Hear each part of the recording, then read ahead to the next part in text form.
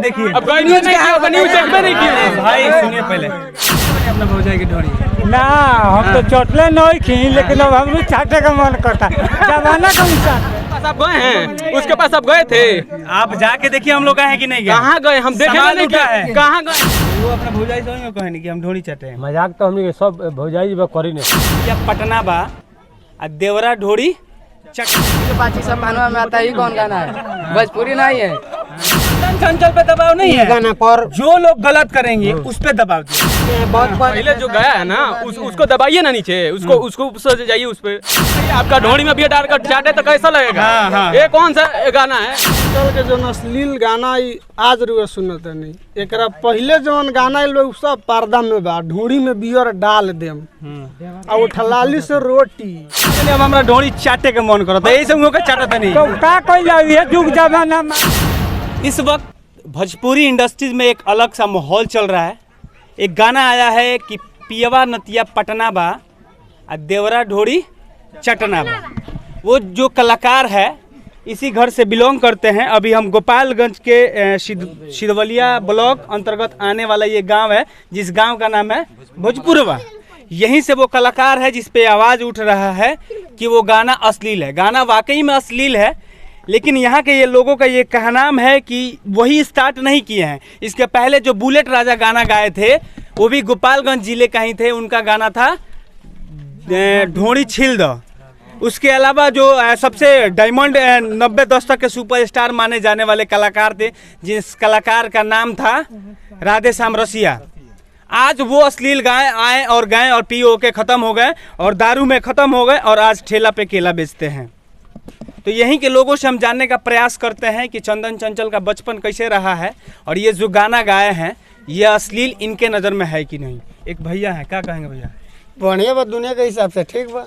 दुनिया जना गाओ तो गाओ तन लेके के कोनो रोके वाला के हो। माने देवर भौजाई के ढोड़ी चटेला तो दुनिया तो गावत है, एगो उहे ने गानो गावो हैं। केकरा से मजाक कर जाला जी, तो रहुआ अपना भौजाई से कहे नहीं कि हम ढोड़ी चटे हैं। मजाक तो हमने सब भौजाई करी नहीं सर।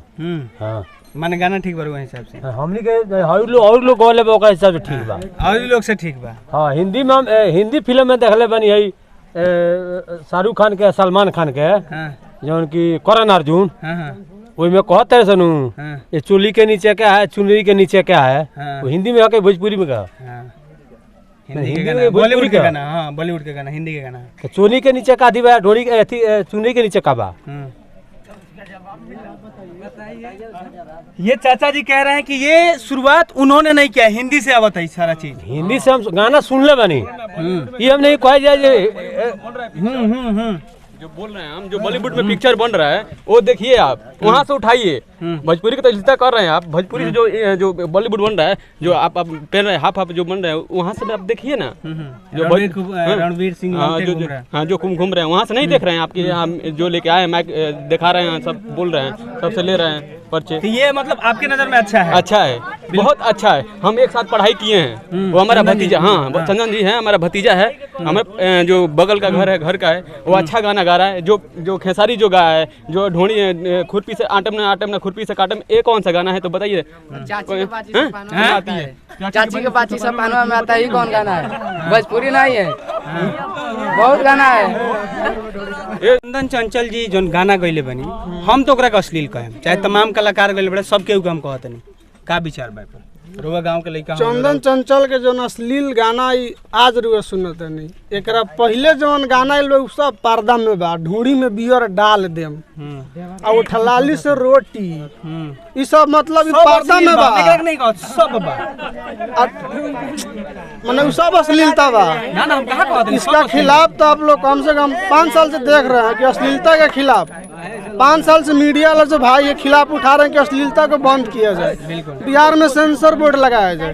5 साल से इसका कार्रवाई के लिए आप लोग जो भी परिश्रम हो रहा है लेकिन बंद हो रहा है। यहाँ चंदन चंचल जी का हटा देते हैं, इनको समझिए ये गाना छोड़ देते हैं, ठीक है। इस पे रोक लगनी चाहिए कि नहीं? इसका सबसे बड़ा जिम्मेवार कौन है? इसका जिम्मेवार पब्लिक है, मानते हैं इस बात को? पब्लिक है, वो लोग कुछ भी गा रहा तो हमें लोग सुना तभी तो हिट हो रहा है ना। तो 22 मिलियन 25 मिलियन पब्लिक है। कितना दिन में हुआ? 3 हफ्ता हुआ। 3 हफ्ता हुआ। 25 मिलियन। 25 मिलियन इसका जिम्मेदार पब्लिक है। सुन रहा तभी ना बता। पब्लिक है ना तो लेकिन ये ठीक बा कि देवरा केंगा ढोड़ी चाटता केंगा गनमा बा काज ना हुआ चटले बनी अपना भौजाई की ढोड़ी ना हम तो चोटले नहीं खी लेकिन अब हम भी चाटे का मन करता जमाना के अनुसार से जमाना के अनुसार से अब होता कि ना चंदन चंचल का लगले रहा हमारे भाई लगेले अच्छा भाई अच्छा यहाँ के बड़ भाई हई यहाँ कह दनी अब हमरा ढोड़ी चाटे के मन करत यही से मुंह के चाटत नहीं तो का कोई ये जुग जमाना मांगोता अब भौजाई के माई बराबर समझल जाला है ना वो बात बा माई तो समझता बालू तो लहंगा से पानी गिरता हाँ तो मैंने देखी कितना बढ़िया गाना और देखिए आज के बाद छोड़ दी राधे श्याम रसिया गवले बड़े बॉबी लाशा हो जा हाँ। लेकर पानी में बतासा हाँ। वो हमारा का जुग के बात हो हाँ। है हाँ वही से गोरिया करे जब मैं खाई कार अरे। माने वो हमारा का गाना हो ये हमारा तो लड़का बदल गए तो ये तो और ही नहीं मला लेकिन एगो राधे श्याम रसिया के और गाना बस 7 आइटम आज